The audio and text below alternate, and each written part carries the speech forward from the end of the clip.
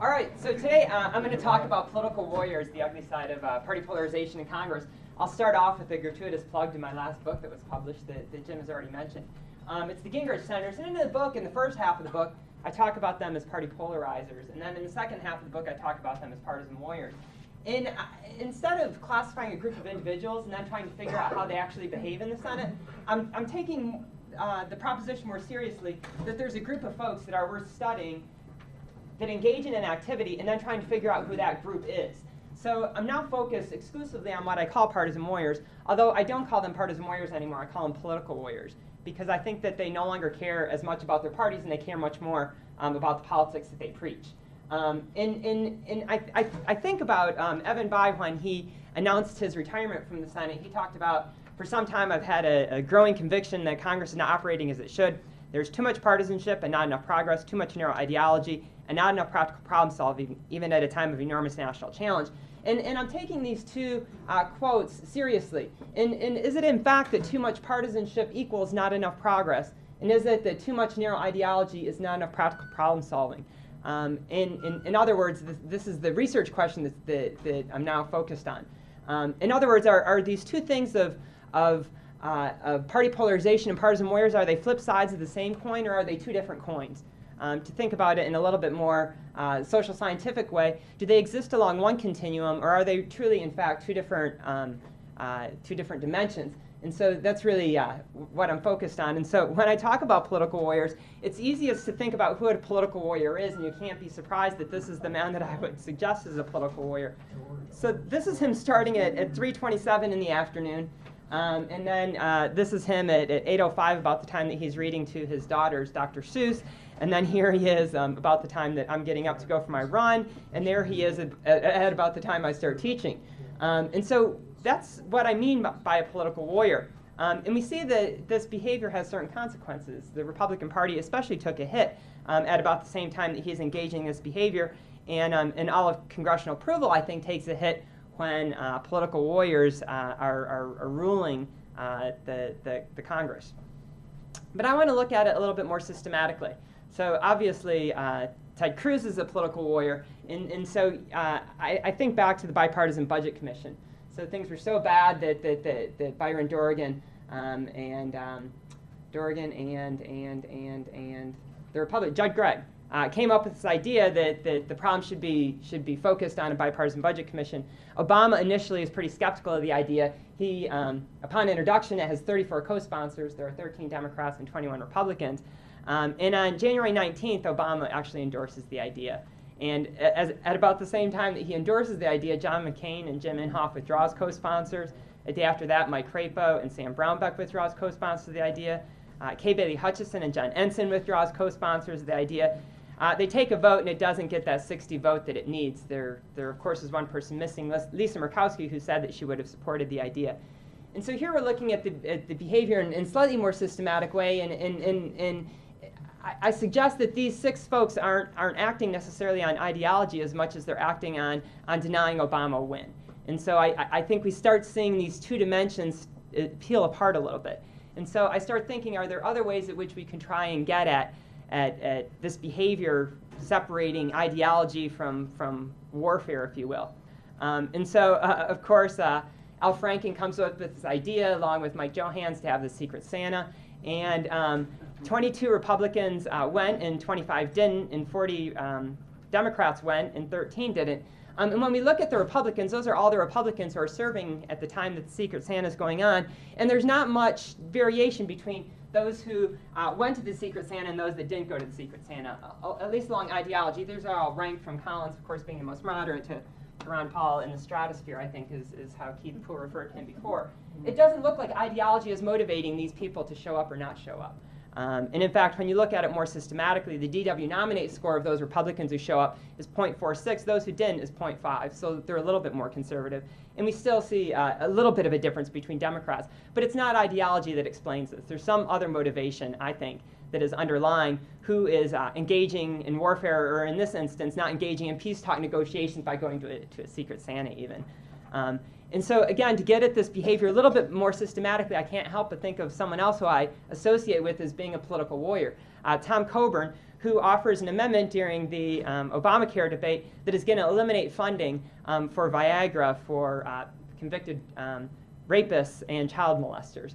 Of course, existing law, there's nothing in existing law that suggests that they can get Viagra, but he wants to underline, of course, he knows that he has the Democrats, because if they change one word of the bill in the Senate, then there's the chance that it's going to get in endless negotiations and ultimately might not pass. And so what ends up happening is 52 Democrats vote against the amendment. Of course, Tom Coburn and the Republicans can then turn around and run commercials against 52 Democrats saying that these Democrats voted for Viagra for rapists and child molesters. And so when it got me thinking that maybe there's something happening with amending activity on the floor of the Senate that could help me tease out these two dimensions and see if there's a difference between them. And when you look at the folks who offer the most amendments, you certainly see a who's who of the political warriors in our own mind. I mean, certainly Tom Coburn and Jim DeMint, Jesse Helms, who a lot of people credit with starting the idea of using amendments for political purposes and not for legislative purposes. Robert Byrd is a curious. We think of him as the institutionalist, of course, of the Senate.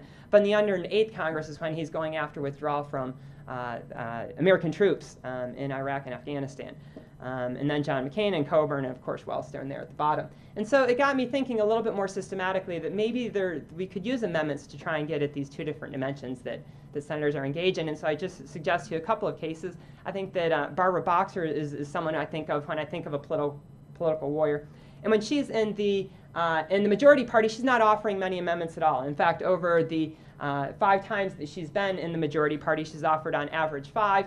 But when we see her behavior when she's in the minority party, she's offering 3 times as many amendments on the Senate floor. And I'm not sure those are for instructive legislative purposes as much as they are gamesmanship or electoral strategies.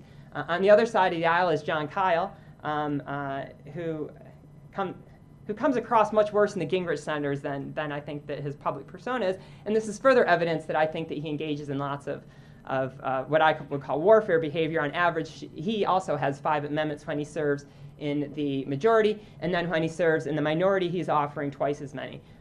His number goes down a lot there in the 112 because Harry Reid at this point is filling the amendment tree, and so all the senators aren't offering nearly as many amendments as they were before. So this leads me to think that there might be something going on with amending activity, and so I want to examine it, of course, beyond Barbara Boxer and John Kyle.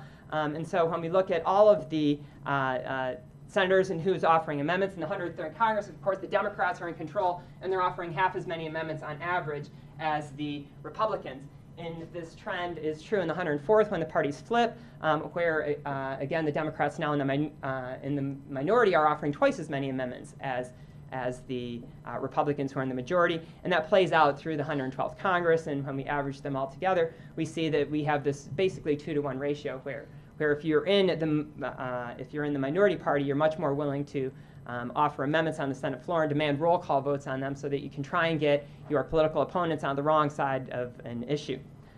So when you look at the Democrats and their ideology, this is the 109th Congress, last time they were in the minority party, that's their ideology scores. So that's the first dimension, the dimension that we normally think about, ideological dimension. And when we separate it out along a political warfare dimension, we see that there are a few people who are really leading the charge.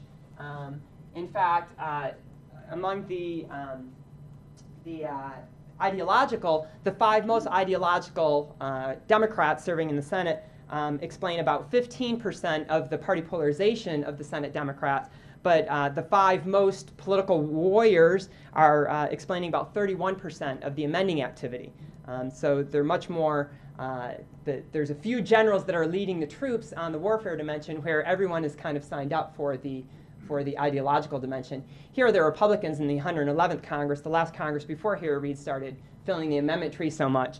And the 5 most conservative Republicans explain about 20% of the party polarization among Senate Republicans, and they explain 47% of the amendments that are offered. So once again, it seems like the generals are leading the charge in the warfare dimension, where everyone is signed up more for the ideological dimension. So there are the two looking at them side by side.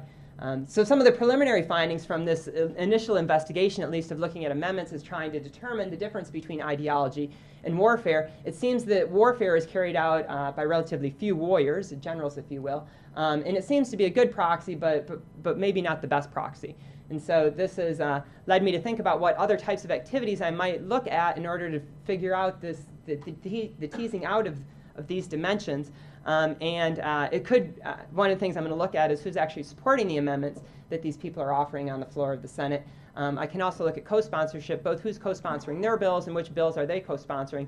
Is there bipartisanship happening among the co-sponsorship or not? If it's not, then it suggests to me that there might be a warrior thing going on. And then finally, donating against incumbents. For a long time, the trend in the Senate was that as long as there was an incumbent who was running for re-election, the other senators wouldn't engage in those races. They would fight very hard over open seats, but they wouldn't campaign against someone who they might serve on a committee with in the next Congress. And of course, that norm has completely fallen apart. And it seems to me that the warriors might be the ones who have helped change that dimension. And so with that, I yield back my time. Good. For 3 minutes. Terrific, John.